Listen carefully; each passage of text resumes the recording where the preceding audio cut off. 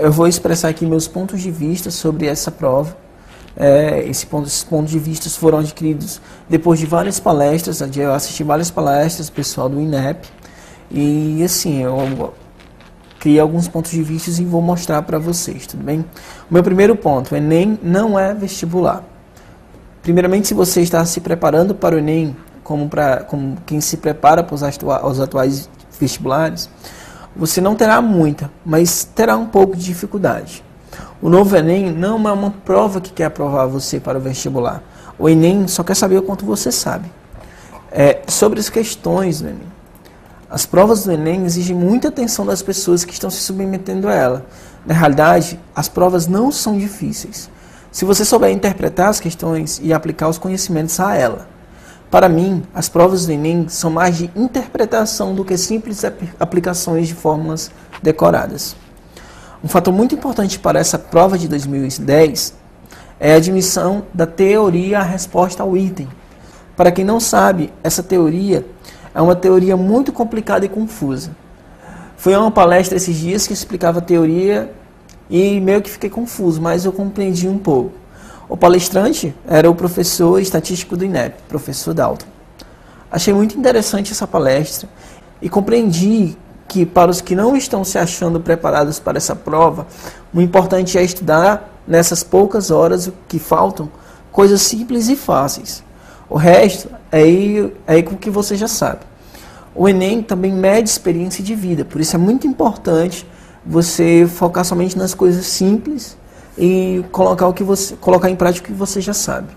Lembre-se, essa prova não é um vestibular, tudo bem? Eu vou falar aqui sobre essa teoria confusa, a teoria da resposta ao item, que muita gente ficou com dúvida, ficou com nó na cabeça, mas é um pouco interessante e justa. Durante a palestra, o professor Dalton deu o seguinte exemplo. Em uma prova, 2 alunos acertaram 20 questões cada um. O primeiro acertou as 20 questões mais fáceis e errou o restante das questões, vamos supor, 20 questões, as mais difíceis. O segundo acertou as 20 questões mais difíceis e errou as 20 mais fáceis. Aí ele perguntou, quem terá a nota mais alta? Segundo a lógica dos vestibulares, o aluno que acertou as questões mais difíceis terá a nota mais alta por causa do valor de cada um, ou seja, o peso das questões. Mas segundo o Enem, quem terá a nota mais alta será o aluno que acertou as 20 questões mais fáceis. Isso porque a teoria da resposta ao item diz que, se uma pessoa acertou as 20 perguntas mais difíceis e errou as mais fáceis, a teoria conclui que, se ela não tem conhecimento para acertar as mais fáceis, então as respostas mais difíceis foram respondidas corretamente ao acaso, ou seja, chutando. Ou provavelmente ela descobriu um meio para acertar as questões mais difíceis, errando as mais fáceis. Por isso penso que essa prova não é um vestibular. E quem está se preparando para ela como se prepara para um vestibular, está perdendo um pouco de tempo. Concentre-se mais no conhecimento que você já sabe e na coisa simples. Sobre o chute no Enem 2010. O chute não é proibido. E não há esse lance de sistema anti-chute, como a imprensa falou. Segundo o professor Dalton, é melhor chutar uma questão a deixar uma questão em branco. Mas esse chute pode não valer grande coisa, segundo ele, segundo o professor Dalton. Ou seja, se você errou 5 questões que requerem um conhecimento sobre, vamos usar aqui, divisão, e acertou 3 que requereriam conhecimento sobre MMC, então o sistema concluiu que você chutou as respostas de MMC. Porque para saber mínimo múltiplo comum, é necessário saber dividir. Nesse mesmo exemplo das 8 questões, você teria acertado 3. Se um outro concorrente tivesse acertado 2 questões, ele provavelmente estaria com uma nota maior do que você, caso ele tenha acertado uma questão de divisão e uma questão de MMC. Por isso, o chute é um recurso somente para ganhar alguns pontinhos na média. Seja sábio ao chutar. Para completar essa questão do chute, eu queria dizer para aquelas pessoas que gostam de marcar somente um item, por exemplo, da 1 a 10, vou marcar só A, da 11 a 20, vou marcar só B, elas correm um grande risco de perderem muitos pontos. Se você não souber uma grande sequência de questões, alterne as alternativas. Tudo bem? Marque variadamente, não marque somente uma questão, porque você vai perder muitos pontos. Você com certeza vai cair na malha fina dessa teoria da resposta ao item. Tudo bem? Por isso, chute cego, não. É importante lembrar que o aluno não será penalizado. Isso pelo menos diretamente.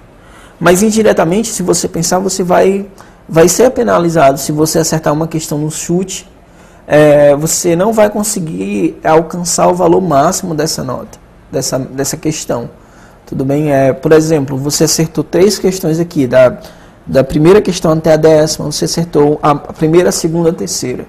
E depois tem um período muito longo, até a 8ª. Você acertou a 8ª e errou a 10ª. O sistema vai considerar que essa 8ª questão é um chute e essa questão não vai atingir o valor máximo dela. Se você, por exemplo, tivesse acertado as 3 primeiras, errado as 3 seguintes e tivesse acertado as 7 e a 8 seguidamente, essas 2 notas seriam maiores do que você acertar somente a última, a 8ª, como eu falei aqui, tá? Por isso, evite dar chutes cegos, assim, chutes aleatórios, faça pelo menos uma análise dos itens, tudo bem? Tenha sempre atenção no que você vai fazer nessa prova. Ou seja, não dê chute cego no Enem. No mais, espero que quem vai fazer a prova, que nem eu vou fazer essa prova, faça a prova com segurança, tranquilidade e com muita calma. Muito importante, calma nessa prova. Lembre-se que essa prova mede conhecimento. Por isso, leia com qualidade o que der. Aprenda coisas simples e compreenda o que o Enem quer de você. Ou seja, o que você sabe. A última dica que dou é que você faça as provas passadas do Enem. Pesquise no Google, que você encontrará muito material. As provas comentadas, com certeza você encontrará.